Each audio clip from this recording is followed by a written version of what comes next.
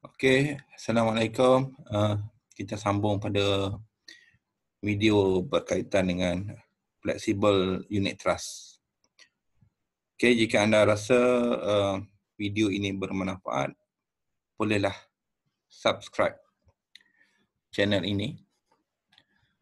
Okey, pelaburan unit amanah yang sebelum ni kita bincang tentang pemilihan pengurus, pemilihan jenis dana.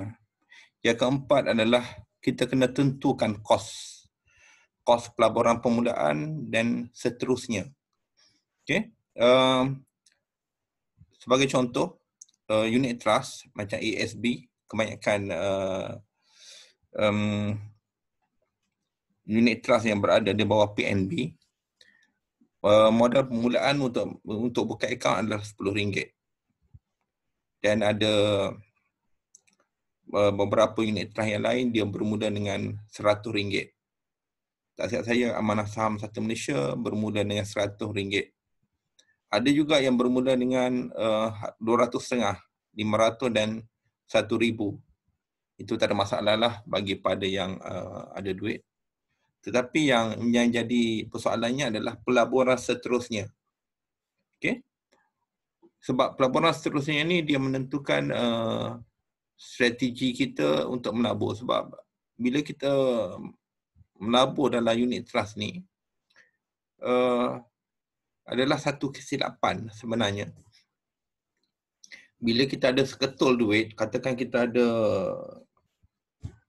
duit sebanyak 30,000, 50,000 kita dapat. Macam contohnya pejabat awam daripada skim pencen, skim EPF nak ubah kepada skim pencen, dia boleh withdraw semua duit EPF dia. Jadi dia laburkan semua 60,000, 50,000 dalam unit trust sekaligus. Itu sebenarnya adalah satu strategi yang salah sebenarnya. Tak tepat. Tak tepat kerana dia strategi pelaburan unit trust ni dia kena masuk secara beransur-ansur sebab atas faktor dipanggil averaging down, averaging up. Okey. Apa sebab unit trust ni dia sama dengan saham. Sebab pelaburan dia unit trust ni bila kita masukkan duit, fund manager dia gunakan duit tersebut untuk melabur dalam pasaran bond, pasaran saham. Jadi pasaran bond, pasaran saham ni dia berubah setiap masa. Dia ada ketika dia tinggi, ada ketika dia rendah. Jadi kalau kita masukkan sekaligus 60,000, ketika tu pricing untuk harga unit trust tu tinggi, so kita akan mengalami kerugian lah. Dia akan ambil masa yang agak lama mungkin akan ambil masa yang lama untuk kita recover balik. At least untuk break even. Kadang kita dapat harga 35 sen kan. Kita beli harga 35 sen. Lepas tu harga tu jatuh kepada harga 25 sen. Dan akan ambil masa yang agak lama lah. Contohnya banyak dulu ada berbagai saham di setiap negeri macam saya bagi contoh Amanah Saham Darul Iman, bahkan ASN sendiri. Kalau tengok ASN, dia punya launching pricing dia adalah harga RM1. Harga asal dia adalah harga RM1. Amanah Saham Nasional. Macam tu juga dengan Amanah Saham Sarawak, Amanah Saham Darul Iman. Dia punya harga permulaan dia RM1. Tapi sekarang ni dia tak pernah naik. Setakat ni tak pernah naik lagi melebihi daripada RM1. Jadi siapa yang beli pada harga RM1 tu, kalau dia tak buat another investment, dia tak averaging down dia punya kos pembelian, maka dia akan mengalami kerugian lah. Cuma dia ada advantage, unit trust ni dia bayar dividen setiap tahun. Dan setengah unit trust dia bagi split, dia bagi macam dia pecah shares dia tu jadi banyak. Tu kelebihan. Jadi kena tengok unit trust ni historical dia macam mana, kedudukan dia macam mana, dia punya game dia. Adakah dia hanya bayar dividen macam ASB setiap tahun hanya kita gain from the ASB dividen saja, ataupun adakah dia gain, dia bayar mungkin dividen kecil dia bayar, tetapi dia dapat keuntungan daripada kaedah dia split. Okay? Contohnya, katakan dulu anda beli satu saham unit trust harga RM1.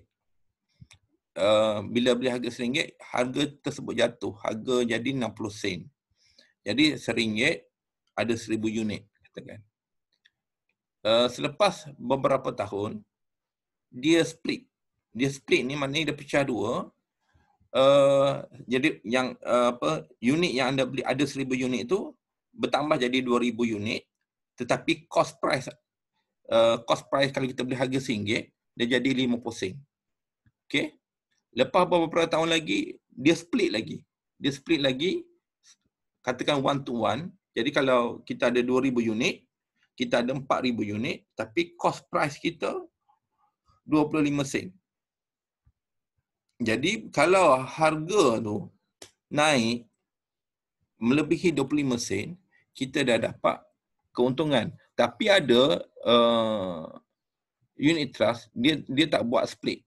Dia tak buat, ada yang tak buat split. Jadi kita kena identify berapa, berdasarkan historical, berapa kali split dia buat. Okay? Berapa banyak split yang dia offer pada pemegang dana. Okay? Cuma dalam konteks unit trust yang berubah ni, dia ada buat split ni. Cuma kekerapan tu bergantung kepada untung dan rugi dana tersebut. Okay? Jadi bila kita masukkan, katakan kalau kita kena masukkan RM500 setiap bulan untuk dalam satu unit trust, agak mungkin tak sesuai lah kot. Apa pun bergantung kepada kedudukan kita lah, kedudukan keuangan kita. Kalau kita income lebih daripada RM10,000, RM500 itu mungkin satu jumlah yang kecil. Tapi kalau income kita hanya RM3,000 atau RM5,000, RM500 ni adalah mungkin satu jumlah yang besar lah. Jadi kita kena kenal pasti.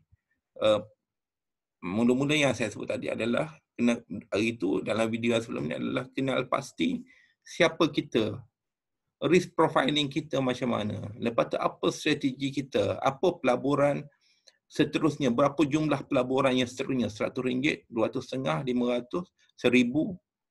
Okay.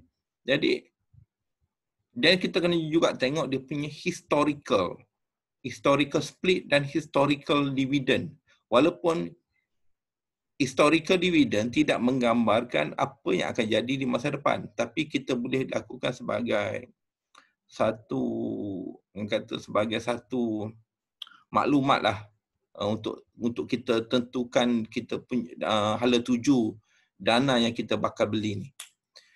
Okey, yang berikutnya adalah kos pelaburan. Kos pelaburan ni pun ada. Kalau kita beli ASB tak ada masalah lah. Kita beli ASB hari ni harga RM1, harga 10, kita labur katakan harga RM1,000 dalam ASB. Kemudian besok kita nak keluarkan RM1,000. Tak ada masalah, kita boleh keluarkan RM1,000. Tapi bukan semua unit trust sebegitu. Ada unit trust di mana kalau kita melabur kat hari ni RM1,000, besok kalau bila kita nak withdraw, dia tak jadi dah RM1,000. Dia akan jadi mungkin RM950. Kerana apa? Kerana yuran pengurusan, yuran trustee, charge jualan dan sebagainya. Jadi ini akan memainkan peranan penting lah. Sebenarnya yuran pengurusan tinggi rendah ni dia bergantung pada dana. Kalau tak silap saya, yuran untuk dana equity lagi tinggi berbanding dengan yuran yang berkaitan dengan bond dan fixed income securities. Okay. Begitu juga dengan charge jualan pun juga bergantung. Ada yang kenakan sampai 3%, ada kenakan sampai 5% daripada jumlah pembelian. Dan dia ingat Bila kata charge belian dan charge jualan ni, kita beli pun kena charge, nak jual pun ada charge. So nak kena tahulah dia punya cost tu berbaloi atau pun tak dengan expected return yang kita nak kita nak invest dalam satu dana unit trust tu. Yang berikutnya, yang nombor 6. Nombor 6 ni sebenarnya tak ada apalah, cuma saya highlight satu point kat sini. Ialah bagaimana kita nak melabur. Sebab melabur ni sebenarnya adalah memerlukan disiplin. Kalau kita tak ada disiplin, sukar untuk berjaya dalam apa-apa pelaburan sekalipun. Jadi, bila kita nak melabur dalam unit trust, macam saya sebut di atas tadi, ialah kita melabur secara sikit-sikit. Supaya cost price yang kita dapat tu pada harga yang munasabah untuk kita mendapat keuntungan. Jadi kita boleh pilih sama ada kita auto debit, kita bayar online. Online ni sebenarnya lebih kurang dengan pembelian manual lah sebenarnya. Jadi bergantung pada kita. Kalau kita rasa kita nak ambil, nak beli unit trust pada masa tu, itu baru kita beli. Dia macam pembelian manual ni maknanya kita pergi pada kaunter lah, over the counter. Cuma kelebihan online ni yang saya tengok ialah kita boleh decide lah kata dalam sebulan tu, dalam masa sebulan tu mesti harga unit trust ni dia naik turun kan. Jadi kita boleh pilih pada bila mana harga ni berada di paras yang kita rasa rendah. Rendah untuk bulan tu. Jadi itu adalah cara yang terbaik lah untuk kita kalau kita nak buat pembelian secara online. Okey, strategi pelaburan. Strategi pelaburan ni dia berkait dengan seperti saya sebut tadi lah, online. Bila kita online ni kita boleh tentukan okey, bila timing untuk kita enter ataupun timing untuk kita beli unit trust tersebut. Sebab harga berubah setiap masa. Okey. Yang berikutnya adalah dalam strategi pelaburan ni kita kena tengoklah unit trust ni dia adalah medium to long term punya investment. Dia bukan untuk short term. Ramai orang silap. Bila dia pergi melabur dalam unit trust, dia terpengaruh dengan ejen yang kadang-kadang ejen pun tersilap kan. Bukan tersilap, kadang-kadang dia nak induce orang beli tu, dia tunjukkan, dia panggil accumulated return. Accumulated return ni memang besar lah kan. Contohnya accumulated return ni, accumulated return for 5 years. Dia tunjuk macam tu lah. Dia campur lah 3%, campur 5%, campur 5%, campur dalam sekali dia tunjuk. Dalam masa 5 tahun, accumulated return 50%. Jadi kita pun terbayang, melabur 1,000, kita dapat RM500 by end of this year. Banyak tu kan. So kita pun invest without knowing that itu adalah accumulated return. Sebab accumulated return tu dia tulis huruf kecil kan. Yang 50% tu dia tulis huruf besar. Jadi orang yang tak berapa faham tentang unit trust ni akan tergerak untuk membeli unit trust tersebut. Jadi sebab tu bila kita nak melabur ni memang kita beli melalui ejen lah, itu yang terbaik lah. Tetapi jangan terlalu bergantung harap. Okey? Macam kita beli kereta lah. Kita beli kereta, kita beli melalui ejen kan. Kita beli pergi ke showroom, ada ejen menanti, sales coordinator menanti, tolong kita loan dan sebagainya. Dan bila kita dapat kereta, bila kereta tu dah keluar, dah dapat jadi milik kita sebagainya, kita tak ada dah nak hubungi sales coordinator tersebut. Kan? Kadang-kadang ejen unit trust pun kadang-kadang kena terminate lah, kadang-kadang dah berhenti lah. Kan? Tak tahu hilang ke mana, dah tak hirau kat kita. Jadi sebagai orang yang sebagai seorang pelabur, sama ada melabur dalam unit trust, melabur dalam saham, melabur dalam hartanah, kita kena ada sedikit ilmu bagaimana untuk sedikit ilmu, tak kena, bukan expert tau, tak perlu expert. Kita kena ada sedikit ilmu bagaimana untuk kita memahami dan apakah strategi yang kita patut buat dalam pelaburan unit trust. Kita tak boleh nak biar di situ tanpa ambil tahu untung dan rugi dan sebagainya. Begitu juga dengan ASB. ASB sendiri pun, kalau dulu kita boleh buat ASB loan, ASB financing, kita taruh dalam ASB.